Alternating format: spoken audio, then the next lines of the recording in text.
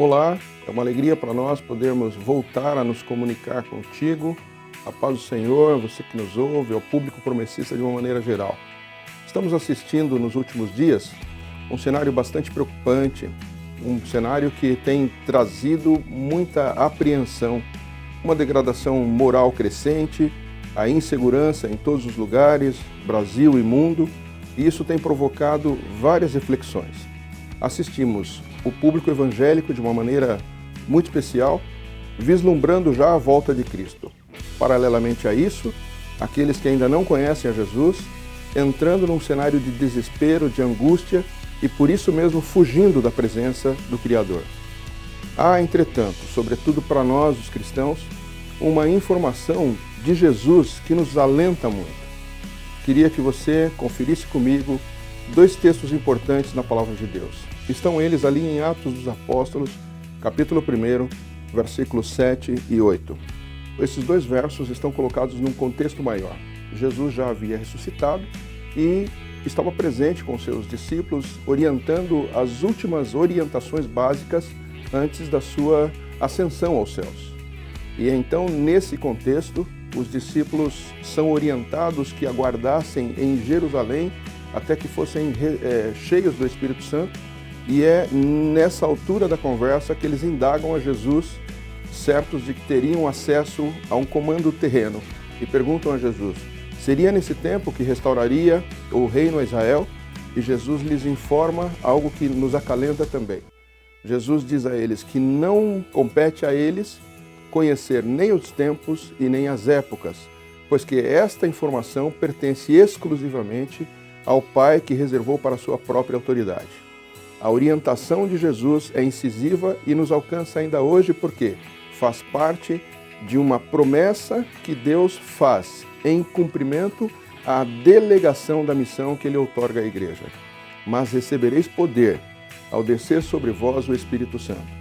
E me sereis testemunhas, tanto em Jerusalém, como em toda a Judéia, Samaria e até os confins da terra. A missão da igreja hoje é entender a voz de Deus, compreendendo a voz de Deus, se apegar a essas promessas que são, elas sim, duradouras e que trazem esperança.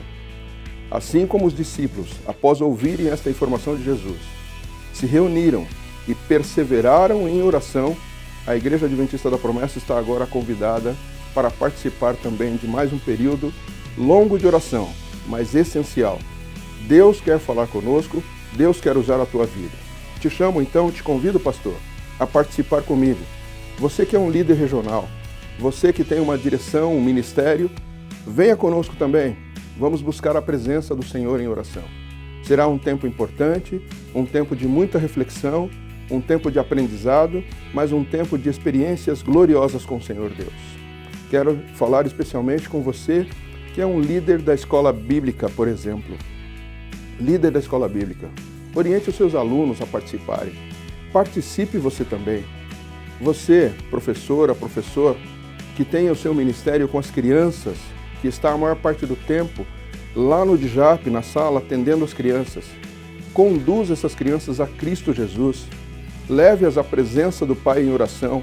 Ensine a elas a orar. A palavra de Deus nos dá essa responsabilidade, nos compromete a isso. Vamos ensinar as crianças no caminho que elas devam andar. Não só os pais são responsáveis por isso. Nós, igreja, também.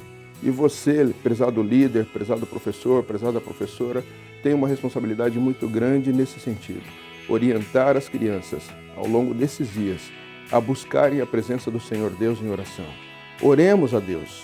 Quero falar com você que dirige um pequeno grupo. Você tem uma oportunidade também muito importante agora. Uma importante oportunidade de conduzir este grupo à presença do Senhor em oração. Coisas maravilhosas Deus fará neste pequeno grupo onde você está. Quero conversar de uma maneira muito especial com você que dirige o departamento das mulheres, você que dirige o departamento dos jovens, a vocês que cuidam da música na igreja. Todos nós precisamos nos empenhar muito agora. Vamos orar, buscar em unidade. Deus dará as respostas das quais nós precisamos.